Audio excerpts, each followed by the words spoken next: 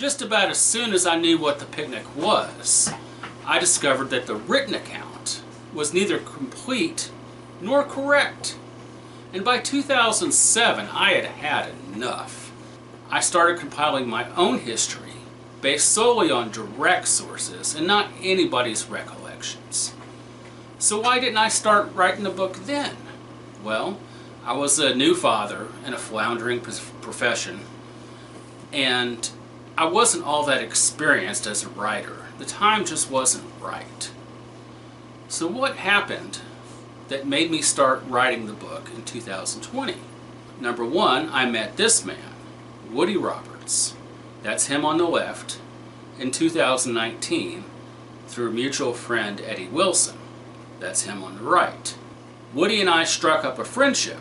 I seldom got to visit with him because of his failing health, but he liked to stay in touch by text and often would send me weird messages at weird times.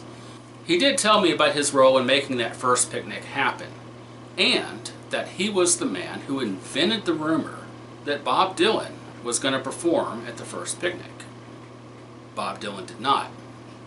But armed with this new information from Woody, I realized that I had enough new information to have a worthwhile first chapter, one that would at least match the last chapter of The Improbable Rise of Redneck Rock. My barbecue sauce stained copy of Redneck Rock was my Bible when I first got started researching this Texas music thing. The other main development was COVID.